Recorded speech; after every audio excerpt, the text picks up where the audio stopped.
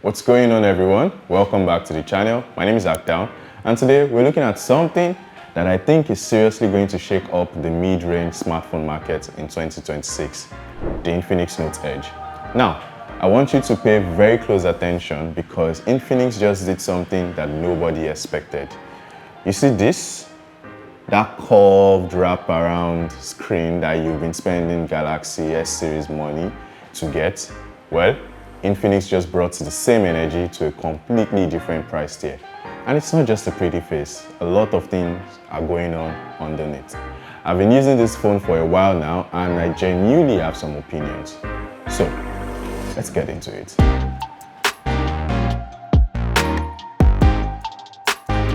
So let's talk design, because this is honestly where the Note Edge makes its first and strongest statement. That 3D curved display is the headline. If you've ever held a Samsung Galaxy S series or a Huawei P series, you know exactly what I'm talking about. The premium feel, the way the screen flows seamlessly into the aluminum frame, right? And unlike those flagships, this is coming at a fraction of the price. You have 4 colors to choose from: Lunar Titanium, Shadow Black, Stellar Blue, and Silk Green. The active halo lighting makes a return here. It's sitting in the camera module. This was first introduced in the Note 50 Pro, and we also have it in the Note 60 Pro. So when the call comes in, instead of the usual buzz, you can see this ring light up and you know it's a call before you even touch it.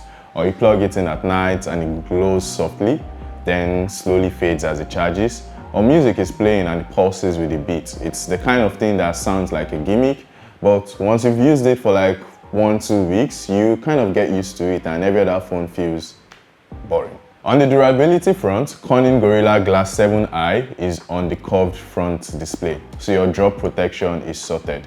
And it also comes with IP65 dust and water resistance, which is something you would normally expect on more expensive devices, so kudos to Infinix.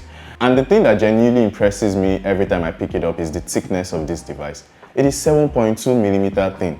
Like, your finger is thicker than this. And honestly, for a phone packing a 6500 mAh battery, I still cannot believe how slight and slim it feels. But we'll talk more about the battery in a few minutes. The display is 6.78-inch AMOLED, and honestly, it looks incredible. Colors are vivid, blacks are proper deep, the way AMOLED is supposed to look, and everything pops whether you're watching something or you're just scrolling. Outdoor visibility is the one that I want to also highlight. You know, the thing where if you step outside and suddenly your screen goes almost invisible and you're having to tilt and shade with your hand to be able to perform actions. That doesn't happen with this phone. You can be in direct sunlight and you still see everything clearly.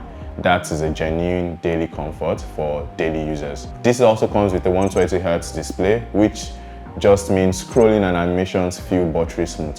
And the bezels are razor thin, especially on the bottom chin.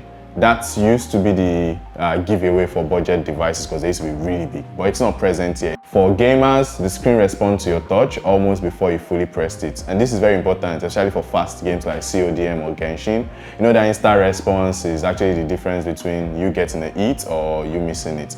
And on this device, you actually feel that difference. Let's talk performance. This is the world's first phone running the new MediaTek Dimensity 7100 5G chip. This is the first in the world that offers strong performance at low power, and it shows in day-to-day use.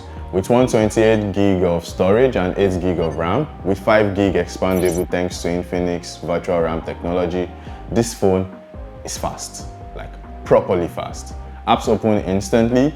I've had up to 10 to 15 apps open at some point, and it didn't flinch, it didn't stutter, like no lag, no waiting.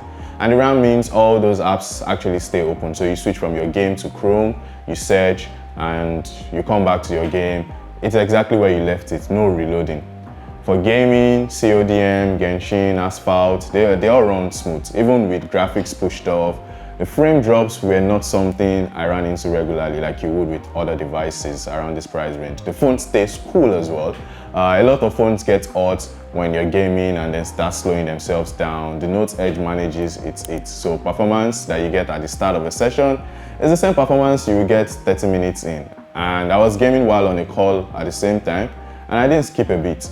The Infinix Note Edge just works. It's smooth, it's consistent, it's like the level of performance you would expect from a daily driver device without any frustrations at this price point. Now, the battery. This is the story of the phone for me. 6,500 mAh. For context, I charged it in the morning. I used it all day, call, social media, YouTube, navigation, gaming, and I still went to bed above 30%. That's one of the best results I've gotten from a phone in recent times. Infinix says you can get over 22 hours of video on a single charge, and that genuinely tracks. But here's what's wild. Look at the phone, 7.2mm thin. Most phones with a battery this big look like they swallowed a power bank, right? But this one feels sleek, light, and that is not easy to pull off. When you need to charge, you also have a 45 watts power, so you can go out full in 25 minutes, fully charged in about an hour. So even if you forgot to plug it in overnight, a quick charge before you head out and you're sorted for the day. Also, like the Note 60 Pro, Infinix has built what they call a self-healing battery into the Note Edge. That is meant to make the battery last longer long term. Most phone batteries start to fade noticeably in terms of power after like a year or two, and you notice your phone is not taking you through the day like it used to. This one is engineered to hold over 80% of its original capacity after 6 years of daily charging. 6 years. That changes the whole value conversation on this phone. And I guess we would have to wait and see how this tracks long term. The Infinix Note Edge rocks a 50 megapixel pro level main sensor. And while it is not a triple camera powerhouse like the Note 60 Pro, what Infinix has focused on is making that 50 megapixel sensor work as hard as possible. And the secret weapon here is the Infinix AI raw imaging algorithm. It's doing intelligent processing to improve low light performance and overall image quality. And it's significant. So smart noise reduction, detail enhancements, they're all happening automatically. The results are also very impressive, like daylight shots come out sharp with good dynamic range and natural color science. Low light is where a lot of phones in this class struggle, but the Infinix Note Edge holds up better than you would expect. There's AI processing happening in the background, sure, but that cleans up the noise and brings out the detail in dark areas as opposed to making it weird. And you can actually see the difference when you compare it to other phones at this price point. One thing to keep in mind though, because the camera is a single 50MP setup, so the zoom is limited. Don't expect telephoto and zoom and all of those things. Nothing crazy, but for everyday shooting and that live photo experience, it actually holds its own.